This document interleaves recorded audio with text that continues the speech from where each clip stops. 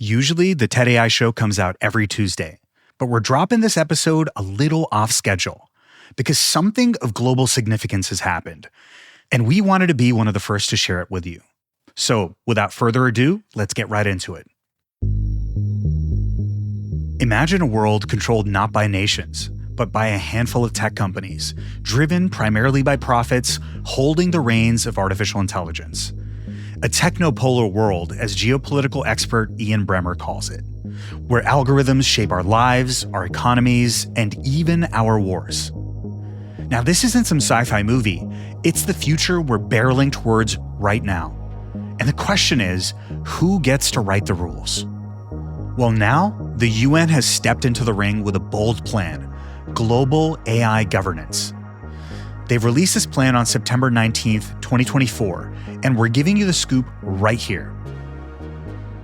I had a chance to read an advanced copy of the report, and it gave me a lot to think about. So, this plan is a set of guardrails the UN wants to put in place for all sovereign nations to adhere to, just like what we do around nuclear power or aviation. Only this time, the stakes are even trickier, because it's AI, right? It's a domain tightly controlled by tech giants. It's an ever-evolving technology that even the most seasoned researchers are still trying to understand. It's a tool that has the potential to both solve humanity's biggest challenges and unleash worldwide chaos.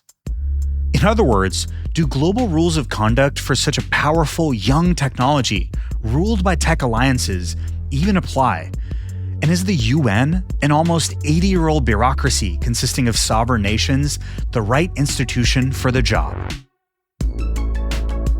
I'm Bilawal, and this is the TED AI Show, where we figure out how to live and thrive in a world where AI is changing everything.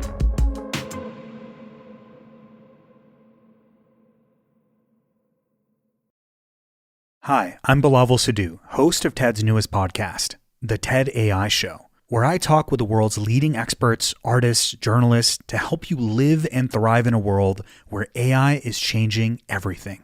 I'm stoked to be working with IBM, our official sponsor for this episode. In a recent report published by the IBM Institute of Business Value, among those surveyed, 1 in 3 companies pause an AI use case after the pilot phase. And we've all been there, right? You get hyped about the possibilities of AI, spin up a bunch of these pilot projects, and then crickets. Those pilots are trapped in silos, your resources are exhausted, and scaling feels daunting. What if, instead of hundreds of pilots, you had a holistic strategy that's built to scale? That's what IBM can help with. They have 65,000 consultants with generative AI expertise who can help you design, integrate, and optimize AI solutions. Learn more at ibm.com/consulting. Because using AI is cool, but scaling AI across your business, that's the next level. Support for this show comes from Canva. We spend a lot of our lives at work. It's time to find ways to enjoy it. Canva makes work more visual, more productive, and dare we say it, more fun. With Canva, you can design captivating presentations, docs, whiteboards, and videos. Wow your audience and achieve your goals, whatever department you work in. Canva makes you and your work look good. No design experience needed. You'll love what you can easily design with Canva, and so will everyone else. Love your work at canva.com.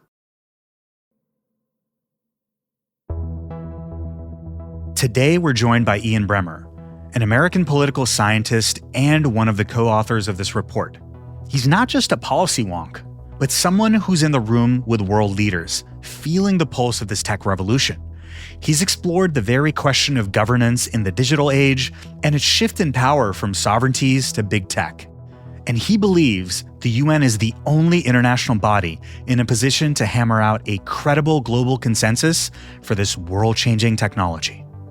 And hey, y'all are going to want to buckle up for this one, because this is a ride into the future we're all building, whether we're ready or not.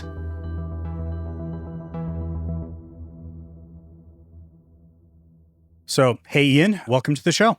Thanks, Bilawal. Looking forward to it. Cool. So this report comes at a pivotal time. AI is obviously no longer this futuristic concept that we hear about in movies. It is certainly in the zeitgeist. But I have to ask, what prompted the UN to take the step towards global AI governance at this specific moment in time? I've been talking with the Secretary General about this issue for more than 5 years now. He recognized when he became Secretary General, Antonio Guterres, that there were two global issues where governance was wholly inadequate, that he needed to make utter priorities of his time. One being climate, where it's just happening way too slow and with far too limited resources for the majority of people on the planet. And second, disruptive technologies, notably artificial intelligence, that was coming way too fast. And there was a complete absence of governance. The reason it took so long for it to happen was in part because the UN is a bureaucratic creature and it takes a while to get things set up. But secondly, because they didn't have a senior envoy for geotechnology in place. But having said that, this has always been a top priority for the Secretary General.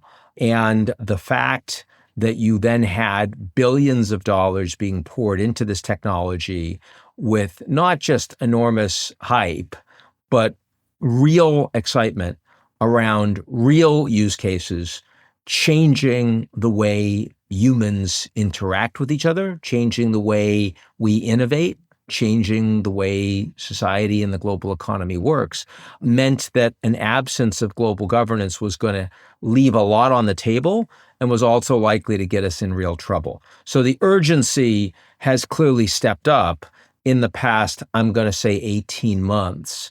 And in that regard, I think that this report is landing at a really critical time. Yeah, one might even say it's coming at just the right time because you're totally right, especially let's call it the chat GPT moment or the large language model moment where certainly ML has been on the steady trajectory, but really, the fact that the average person in the world can now start like experiencing this technology seems like a more recent phenomenon from machines sort of that can just understand to machines that can create. And so along with that sort of this bucket of technologies that requires governance, the report points out that a shared understanding of the opportunities and risks is key. If you had to distill down for our audience just a couple of the key points in terms of what the opportunities and risks are when it comes to this technology, what would they be? Well, the opportunities, you mentioned that the average person can now use artificial intelligence in a way that it affects their daily lives. They will engage with chatbots. They will use creative AI tools. They'll create art with it. They'll create videos with it. They'll edit with it. They will brainstorm with it. Anyone that has access to a smartphone or a computer now has access to AI in at least a limited way. That is transformative as a tool. It's a helpmate, and it's about to become vastly more than that. In some cases, it's a friend, it's a counselor, it can be an advisor. Those are the opportunities for individual human beings. But then you have the industrial, the corporate, the enterprise use cases. You get innovation, you get new vaccines, you get new batteries, you get, more efficient ways of, stacking traffic. You get all of that kind of thing. And I've spoken with so many CEOs in global pharma, energy, retail, transport, who are talking to me today, this week, this month, about the billions of dollars that they are already saving from deploying AI in their industrial use cases. So the opportunities, in my view, this is not a technology that is being overly hyped. In my view, these are technologies that are still radically underappreciated because most people don't yet know or see all the ways that they are about to be deployed and are already being deployed. So that's the first point.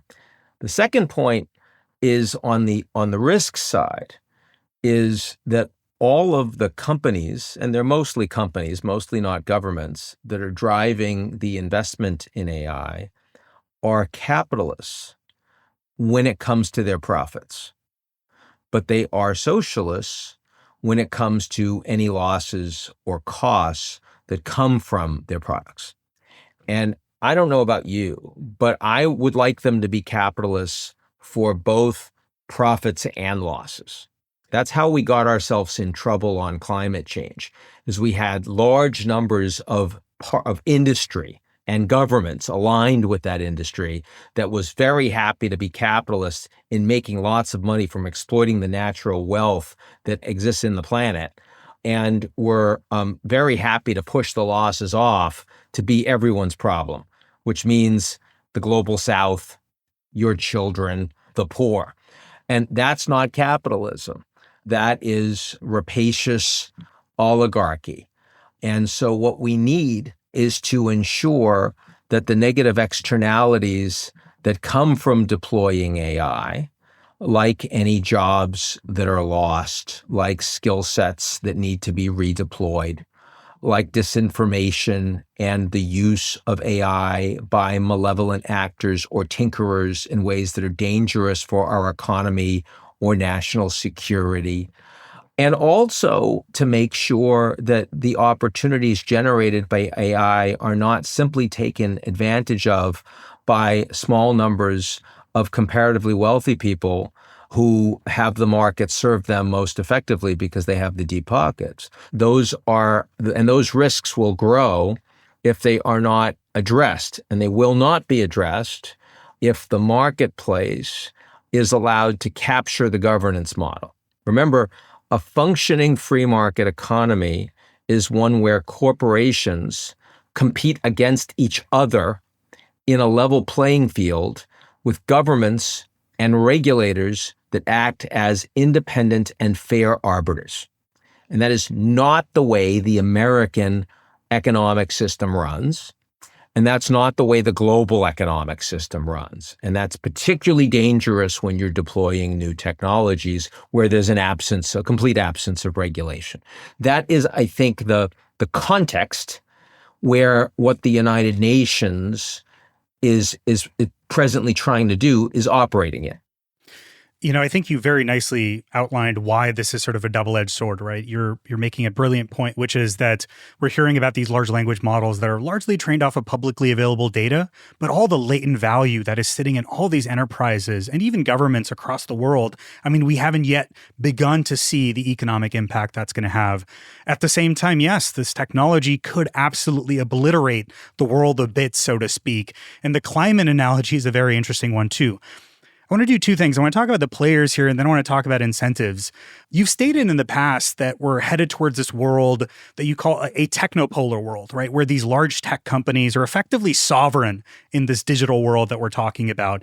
Yet it's important for incumbent sovereign powers to govern both of these digital and physical worlds that we spend so much time in and that are getting more and more interconnected. Could you break down this shift in sort of power dynamics that is taking place and how AI plays into all of it? Sure. I mean, when you think about artificial intelligence, first of all, the bots and the models that are being created, that we're all using, they are being developed largely, overwhelmingly, by private sector corporations who have business models and respond to market forces, and they are primarily incented by profitability and to be able to outcompete other companies in this space. That will determine what they create, unless and until they are incented in other non-market ways by governments and by other actors. And overwhelmingly, in the first couple years of the explosion of AI, the governments are playing catch up. There's no global governance model. It's overwhelmingly just a small number of advanced industrial economies. And further, a lot of it is catching up to the state of where AI is today, where you have no governance at all, as opposed to thinking ahead to where AI is likely to be in 3 or 5 years, which is a dramatically different and more capable place. And the fact that the models, the data, the priorities, the incentives, the actions are being determined by the companies as opposed to the governments does create an environment which is technopolar. In other words, when you talk about the AI environment, at least today in 2024, you're really not talking about an environment where governments are sovereign. Now, I mean, ultimately, of course, governments have the ability to enforce laws. And these companies don't exist in the virtual world. They exist in localities. They have bank accounts, and they're not, just all on crypto off the grid. And they live in houses, and they have citizenship. And so they absolutely can be governed.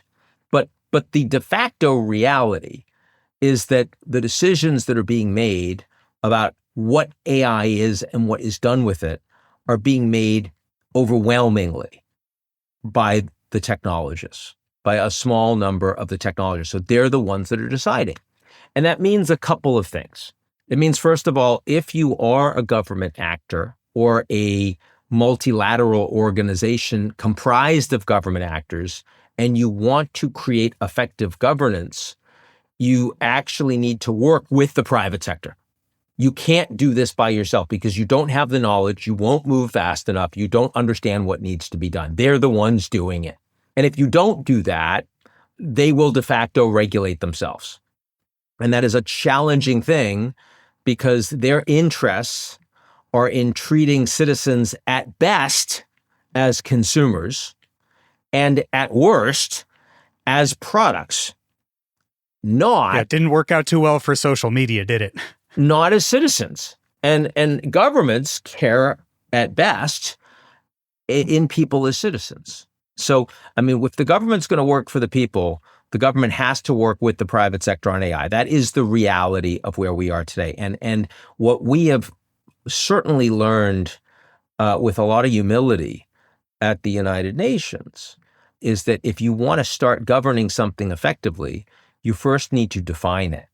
You need to understand it. You need a common understanding of what AI is, where it's going, both the opportunities and the concerns. And, this is where the UN was so effective on climate change.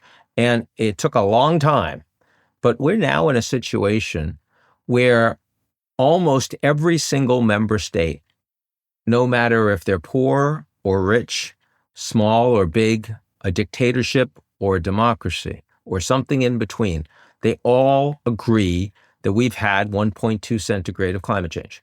They all agree on how much carbon and methane is in the atmosphere. They all agree on the implications of that for extreme weather conditions and loss of biodiversity, impact of plastics in the oceans, you name it, right? In other words, all of the negative externalities from globalization, the world agrees on that. Now, they don't agree on what to do about it. They don't agree on the resources. But my God, if you can agree on the problem and the opportunity, then when you have resources, you'll deploy them more rationally. When you have conversations about global governance, it's much more likely to move in the right direction. It's so much easier to harvest cooperation as opposed to zero-sum conflict when you all agree on what the challenge is. So we are now at the point in the United Nations on global governance, not where we're calling for, we've got to create an authority that has the arm to compel behavior. It's not that. No, we're at the point where we want to commonly define the opportunities and the risks that come from the state of play of artificial intelligence right now and going forward. Because doing that will give us the tools we need to govern. I think that is very important for technology as nebulously defined, and many associated technologies that sort of need to be taken in concert to govern this effectively. And of course, a central point in what you're saying seems to be that we cannot leave this to market forces, right, to influence the development and deployment of this technology. We know exactly how that went with social media, not super well for the end user, maybe not even that well for society at whole. Oh, clearly horribly for society as a whole, right? Social media as it stands right now is undermining the civic architecture of our societies. And that is not the intention of social media. It is purely an unintended but logical consequence of the business model. Oh, 100%. If you're optimizing for engagement and that's the dial you're moving things towards, funny things will happen. Now, AI again presents its own challenges, and you're kind of alluding to this.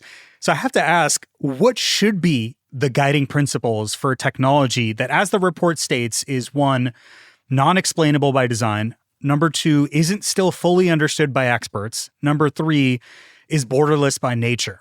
How on earth do we govern a technology like this at the global level?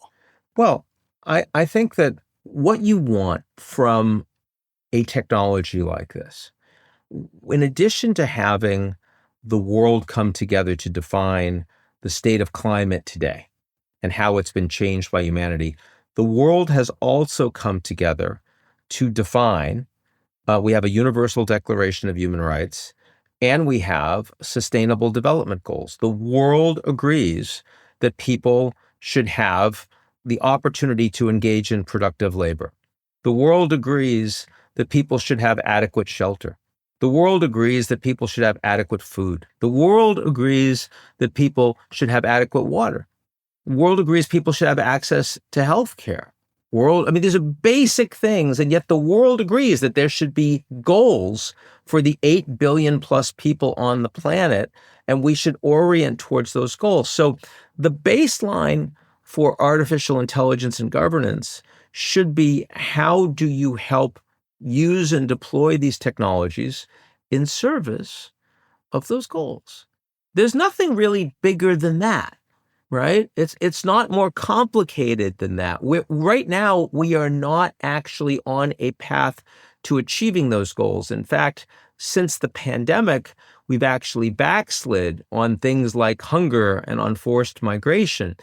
AI is a singular tool available to humanity that could help, I think will help humanity achieve those goals if it is deployed in service of those goals. There is nothing more noble and nothing more sustainable for our planet than to accomplish that. And so I think those are your principles. And I think the goals of the UN high-level panel on artificial intelligence governance should be in service of that. It really is a question of objective functions. And what you're saying is, hey, there's already global consensus on these things that we want to achieve. Agenda 2030, the Sustainable Development Goals. Let's put this new technology to bear on, making a huge dent in all of those goals as quickly as possible. And by the way, I think it's easier than climate in a fundamental way. And it makes me very excited, which is climate change. There were an awful lot of very rich, very powerful actors, governmental, individual, corporate, banking, that really saw that addressing the climate agenda, never mind advancing it, just addressing it, was existentially threatening to their well-being. That is absolutely not true of AI. You do not have people in industry out there that are saying, I need to pull the wool over collective humanity's eyes and not have AI used in service of humanity. It's not that. It's actually that if these people focus purely on the business models and the market agenda, they're just not going to get to all of the other opportunities for AI because it's not a priority. So they won't bother with the global south. They won't bother with a lot of the poor. They won't bother as much with biodiversity because there's so much low-hanging fruit for them to make, working with the Fortune 500 and working with, the deep-pocketed in the Gulf and Europe and the United States. And so the point is, if you just create that knowledge, if you create those opportunities, if you let everyone know, give you another point, Bilawal. If you talk to the owners of these AI companies, the technologists, the CEOs, the founders, the shareholders, they are looking for good things to do. They want, it's not like they're not charitable people, right? Totally. Altruism is a huge part of the culture in many of these companies too. It really is, but they don't necessarily know what the right thing is to do. So if you don't have a global conversation with common standards and with a common global scientific and policy understanding of here are the ways that AI can have the greatest impact, then you are going to waste so much money. you're going to waste so much good effort. Instead of having AI for humanity, you're going to have AI washing. You're going to have people just saying, hey, here's what I'm doing with AI, and just make sure that at least they have a good story to tell. I'm not interested in giving people good stories to tell, right? So this is something that is completely doable. And it's not a collective action problem. It is just a coordination issue. I love that. Yeah, it's like the saying in Silicon Valley, move metrics that matter. If you can't define the metrics to move, everyone's just going to be running in conflicting directions. Exactly. And so by having sort of a common set of goals to move towards, I think that could be extremely, extremely impactful. You brought up the Global South, and the report emphasizes protecting the interests of the Global South, right? And a couple of key ingredients are outlined. I'm paraphrasing here, but roughly I'd break it down into compute, data, and talent. What specific measures are being proposed to ensure this equitable access to AI technologies and sort of prevent this widening of the digital divide? There's so many languages that are already underrepresented in the modern large language models, but there's so much more than that too, right? Like, how the heck do you even get access to the NVIDIA GPUs that you need to train or fine-tune your models? So how is that going to work? Well, I mean, first of all, it's going to start slowly, and then hopefully it picks up. So, you've got two concrete recommendations that we hope to be taken up by the member states. One is an AI capacity development network. And that idea is to have UN-affiliated development centers that make expertise, compute, and AI training data available. And, that means, you're going to have sandboxes to test AI solutions and learn by doing. It means you have educational opportunities and resources for university students in the Global South, and programs for researchers, social entrepreneurs, and training public sector officials, which they generally don't have right now. A fellowship program, for individuals to spend time from the Global South into top programs working on AI in the developed world. These things have to be created. There's a second recommendation, which is connected to that, which is a global fund for AI. In other words, that you end up raising the money from the private and the public sector that would support this development capacity. Now, look, I'm not suggesting that this is easy or done overnight. And when you have half of Africa that doesn't even have access to electricity, capacity development for their data isn't going to get them on AI, right? So there are big issues out there that have to be addressed, but this is a unique tool. And the idea is that every $1 million that goes into this global fund is going to be oriented in a way that the world believes is most effective to get AI to be used by the world for the development of humanity. It's inconceivable that an individual corporation would try to do this, or government would try to do this by themselves. It's well said. And I think you also make the point that the incentives are aligned, which is, often not the case.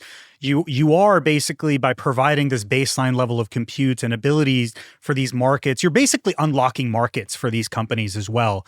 And so I think the incentives there are quite well aligned. I have to ask one question related to that, which is the sort of common pushback in Silicon Valley when it comes to all of this stuff, which is, especially AI companies, particularly in Europe, sort of feel that the existing regulatory landscape, right, GDPR and so forth, DMA, are already so restrictive, and it's the large companies that benefit from this. And hey, what's going to happen to all the smaller companies and the smaller players? How do you sort of balance consumer protection while also enabling innovation? How do you think about that? I do fear that at the platform level, the amount of compute that is required, the energy to service that compute, the water to service that compute. I mean, you're talking about a small number of corporations and governments that are capable of doing that. And the data that they have available to them allows them to identify startup corporations very quickly that they can buy, support, or kill. And we've seen that historically with Facebook/Meta. We've seen it with a lot of organizations. And we're seeing it play out right now. Some of the startups that raise hundreds of millions of dollars are like, we just can't keep paying this compute cost. They can't keep paying the compute costs. So look, I mean, it's certainly there's an argument to be made that maybe if AI models go open source, that it's possible that you end up with a whole bunch of players that are using that AI in their own local applications, their own sectoral applications that make a big difference. You wouldn't make, most people in AI would not make a strong bet that that's where AI is going, right? I mean, that Meta's making that model, making that bet, but most of the money is not heading in that direction. Certainly that's not true in China, which we haven't talked about as a wholly different kettle of fish because it's largely self-contained. But on the industrial side, what China does is going to be extremely important. Look, I mean, I could answer this question in a more dystopian way, which is for most of my life, the reason that state capitalism was a failure is because you have kleptocracy, inefficiency, nepotism that makes those companies make very bad decisions. But it might well be that when AI is deployed in real time with access to massive data sets, that AI making decisions at the enterprise level to drive corporate growth might prove to be more efficient than what the private sector can do by itself. And if that is true, then you will have a very strong anti-competitive impulse because suddenly economies of scale together with efficiencies driven by AI means that the best possible outcome you can have economically is non-competitive. But if that's where we're heading, then the role of effective regulation to ensure that individuals have rights that are safeguarded becomes far more important, right? Because people then, consumers no longer have the ability to choose A as opposed to B, right? They're going to be in an environment, an AI environment that controls everything.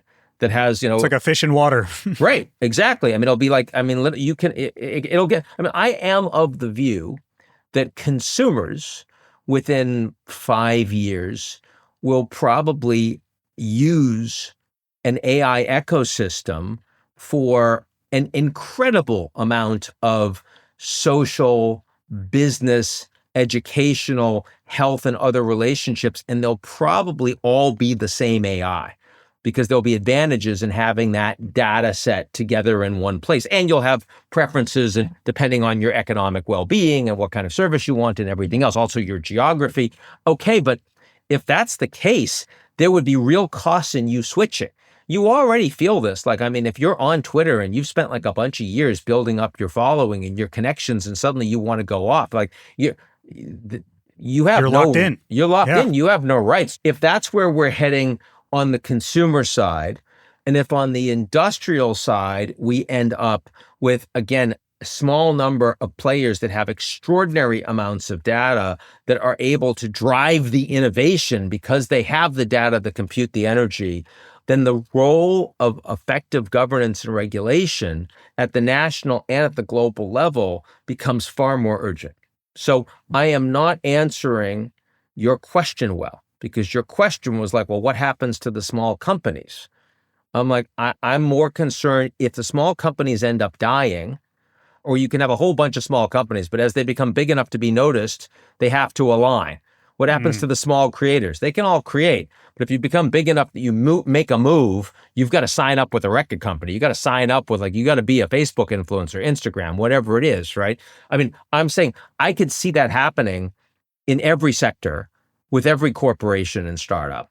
But if that happens, then we've got to spend a lot more attention making sure that individuals still have these rights. You're bringing up this point where the current paradigm, at least that we're experiencing, it does seem to be that the companies that, control large amounts of compute, large amounts of data are going to be at a huge advantage. They're going to be creating these products and experiences that really mediate our interactions with the digital world and increasingly the physical world too. And so, in this context, open source is brought up as this sort of counterbalance, if you will. And it's a very hotly debated topic too. Because there's a spectrum of sort of open source and closed source, right? Like, let's be honest, most of the open source models in the wild today are more like open weights versus fully open source models where you have access to the training data and the source code and all that good stuff. The report advocates for this stance of meaningful openness. Can you just elaborate on that? It means that you are hoping that people, governments, and organizations around the world aren't purely takers of AI models, values, preferences, and products that come from the biggest global platforms in the West and China. That you hope that there is meaningful openness, enough openness that individuals and enterprises and governments will be able to actually deploy AI in meaningful ways for their benefit over time. That is the hope. That's what you're calling for. But there's no power behind that. There's no money, there's no authority behind that. That's just the collective view of 39 people around the world that happen to have various expertise on AI. And it's something that was fairly easy to agree on. Now, I will say, because I'm agnostic as to which way this is going to go, as opposed to which way I would like to see it go. I mean, analysis is not preference here, right? And that's a very important thing to keep in mind when you're talking about these issues.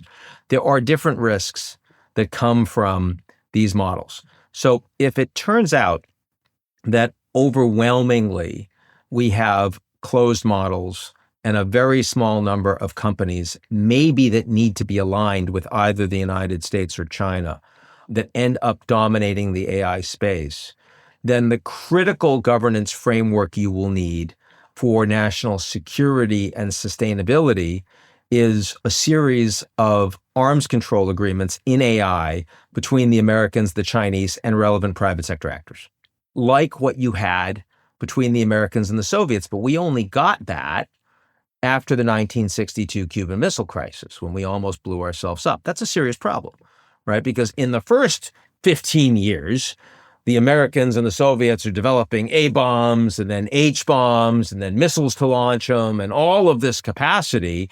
And we're going as fast as we can to assert dominance, and the Soviets as fast as they can to undermine that dominance. And you don't want to talk to your enemy and let them know what you're doing, because, I mean, that's just going to give them information. It's going to constrain you. Well, no, it turns out you really need to have those agreements, because otherwise you will blow yourselves up. And so that is essential, I would say, for the next U.S. administration. Secondarily, if it turns out that actually the drivers of cutting edge AI turns out more like not just meaningful openness, but radical openness, where, almost anybody in the world, good actor, bad actor, in between, tinkerer, can take AI models and deploy it for their own purposes. That means that the future of AI technology is going to be more like the global financial marketplace. It'll be systemically important. Everyone will use it and everyone will need it for their own purposes, but also almost anyone could be a systemic threat to it, right? And could bring it down. You've got a couple of yahoos on Reddit talking about GameStop, and before you know it, you've got like a challenge for the global markets, right? And so then what you need is a geotechnology stability board, something like the Financial Stability Board, that sees that, okay, we are actually not politicized, we're independent technocrats with an intention of identifying potential threats to the AI marketplace, ensuring resilience, and responding to crises, ringing the bell and saying we've got a crisis, and then responding to them collectively as soon as humanly possible. That's a radically different kind of governance than the US-China arms control governance. And we presently need to start thinking about both, because we're not actually sure which sort of methodology, if you will, is going to be most successful in how AI will be deployed over the coming years. We just don't know. I like the finance analogy a lot. Like you almost want these parties to sort of be, regardless of sort of, military or diplomatic ties, that open lines of communication are there, because if you've got this interconnected web of open source AI running the world, if you will, it could very well be something where traditional diplomatic channels might be far too low bandwidth or almost stifling to respond as quickly as possible. Well, it's funny. I'm sure you read Ministry of the Future by Kim Stanley Robinson. But I will. The book. Okay, so it's interesting. It's a book on climate. And it's about, kind of medium-term, somewhat dystopian, massive wet bulb climate incident, millions die in India, lots of terrorism, eco-terrorism, and need to have global technocratic independent governance over carbon emissions and related things because the world just has failed, right? Fascinating concept, but probably not necessary for climate. In part because the money is coming, the technology is there at scale. We are moving to a post-carbon environment that is, it's later than you'd like it to be with a lot of cost, but nonetheless, it's going to happen in the next 2 generations. AI may well require a ministry of the future. You may need, like you have central bankers today, you may need to have ministers of AI play that kind of a role, who are truly they're appointed, they're in parts of national governments, but they act in a politically independent way. They're not driven by ideology. They're not driven by political cycle. They're driven to ensure that the system globally continues to work. I mean, when you have a major financial crisis, the head of the People's Bank of China and the head of the Fed have the same tools. You've got fiscal tools, you've got monetary tools, and you've got the same playbook. You got the same definitions, and you all want to get the markets working, and you really want to avoid a global depression, right? I could easily see that being what the future of AI needs to be like, but it's much harder. It's much harder because the marketplace, is dealing with, exposures and movements of, massive amounts of money. But AI, it's not just about, sort of digital equivalent of money, right? It's everything. It's national security, it's an election, it's bio, it's drones, it's anything. So it is like the central bank issue, but it would be much more powerful. And, for people that are thinking about artificial general intelligence, I mean, the reality is that, humanity could probably never handle artificial general intelligence unless you had vastly more powerful governance to deal with that, and governance at a technocratic and global level. Support for this show comes from LinkedIn. If you are a B2B marketer, you know how noisy the ad space can be. A lot of noise. If your message isn't targeted to the right audience, it'll just disappear. But with LinkedIn ads, you can be a lot more precise. You can reach the professionals who are more likely to find your ad relevant, because LinkedIn has targeting capabilities to help you reach folks by job title, industry, company, and more. You can stand out with LinkedIn ads and start converting your B2B audience into high quality leads right away. I've learned so much about the vastness of LinkedIn because it does seem like everybody is on there. So it's helping me find some leads or think of connections that I wouldn't have otherwise thought of without the technology. It's helping me stay informed and stay educated. Start converting your B2B audience into high quality leads today. We will even give you a $100 credit on your next campaign. Go to linkedin.com/TEDaudio to claim your credit. That's linkedin.com/TEDaudio. Terms and conditions apply. LinkedIn, the place to be, to be. Hi, I'm Bilawal Sidhu, host of TED's newest podcast, The TED AI Show, where I talk with the world's leading experts, artists, journalists to help you live and thrive in a world where AI is changing everything. I'm stoked to be working with IBM, our official sponsor for this episode. In a recent report published by the IBM Institute of Business Value, among those surveyed, 1 in 3 companies pause an AI use case after the pilot phase. And we've all been there, right? You get hyped about the possibilities of AI, spin up a bunch of these pilot projects, and then crickets. Those pilots are trapped in silos, your resources are exhausted, and scaling feels daunting. What if, instead of hundreds of pilots, you had a holistic strategy that's built to scale? That's what IBM can help with. They have 65,000 consultants with generative AI expertise who can help you design, integrate, and optimize AI solutions. Learn more at ibm.com/consulting. Because using AI is cool, but scaling AI across your business, that's the next level. I have to ask about, you asked about the China question. Like, there's this ambitious vision for global AI governance that's been outlined here.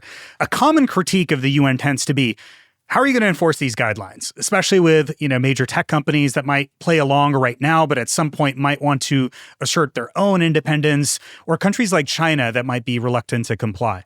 Well, that's why I use the climate change example, is you did not start with compliance. You started with defining the challenge, the opportunity, and the risk. So you had an intergovernmental panel on climate change. And that's what predated all of the, committed, even if non-binding, carbon reductions and targets and everything else. First, you had to have a whole bunch of countries that all agreed these are what the opportunities and challenges are. And that's what we are starting with.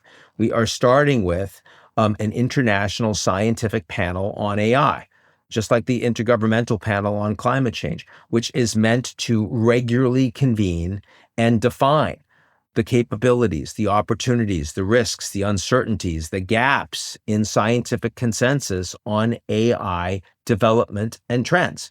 And the point is, if you get the world to agree on that and exchange standards and talk about opportunities and align with sustainable development goals, well, then clearly you'll have your annual summits on AI and you'll get governments to say, okay, let's apply some resources to this and let's make some commitments on this. And you'll have some countries that'll want to be leaders on it, and they will. And they'll push, they'll prod, they'll try to get other countries to come on board. Now, the latter is much harder and much slower than the former, but you can't do the latter without the former. My view, which I think has been one that has been shared really by consensus, is the purpose of this group is to help the world define this opportunity and this challenge. And by the way, the opportunity is bigger than the challenge, right? Totally. And we truly think of it that way.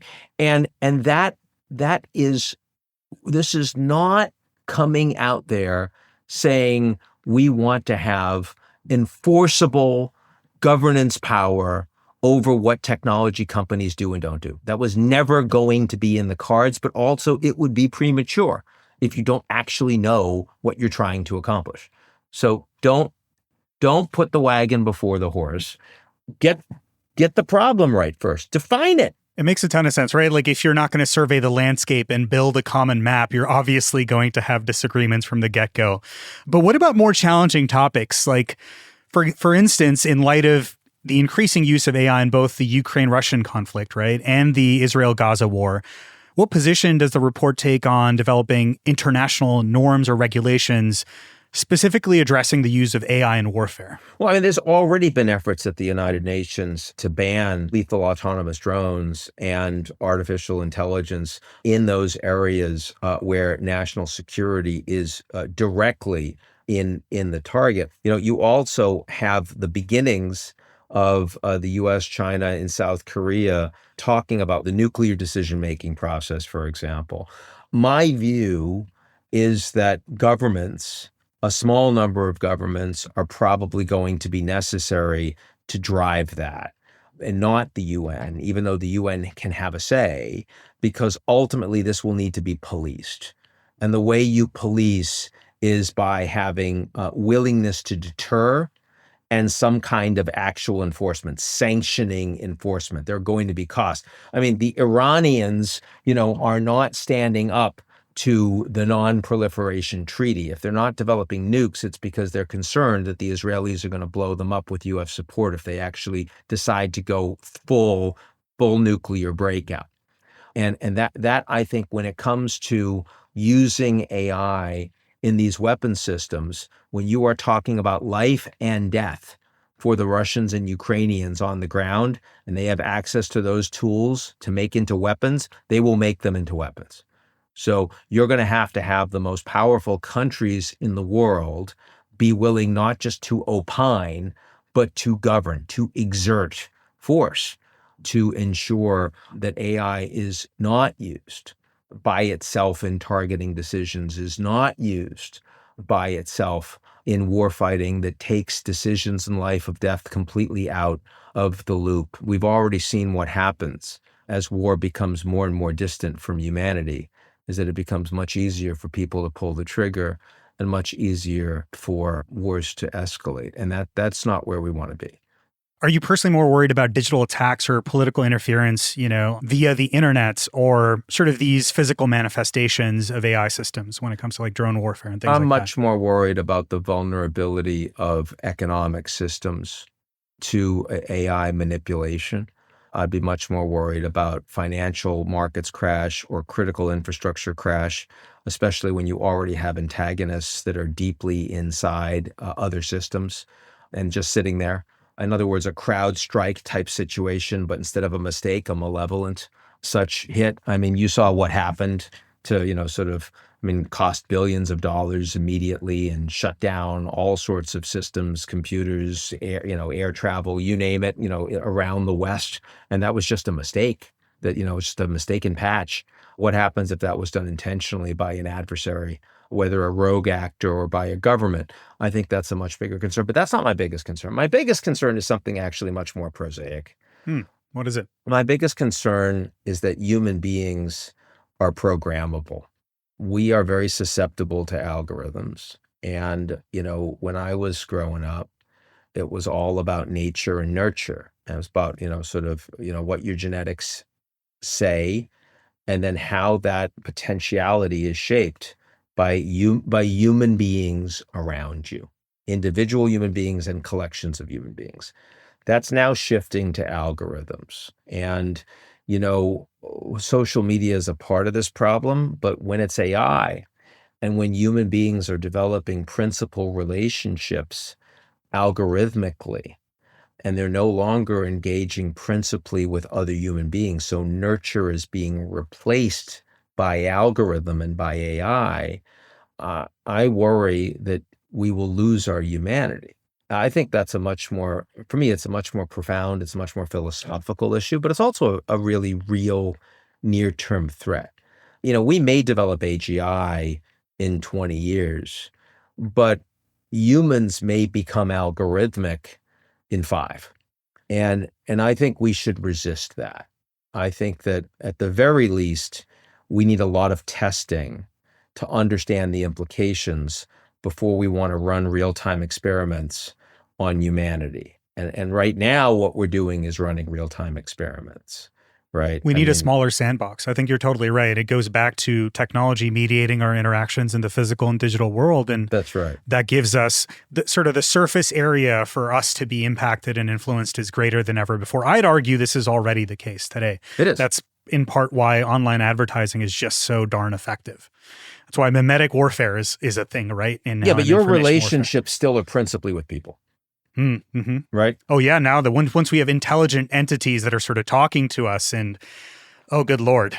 Right. I mean, we've already, basically seen AI pass the Turing test in the last year. And now we have a bunch of people in AI that tell us that that's not that important. That's just moving the goalpost. See, it's moving the goalpost. I think actually it is essential for what matters, because what matters, for us at least, is humanity.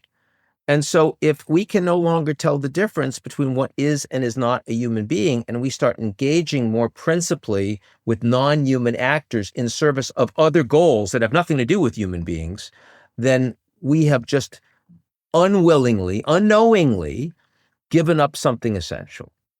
I'm deeply our agency uncomfortable with that. Once this report is made public, you're obviously going to get a huge amount of feedback from various stakeholders, right? What would you like the audience that's listening to this to do? Should they engage with this report, and how should they give their feedback to what y'all are proposing? I think they should certainly talk about the fact that AI is a tool that needs to be used for all of us.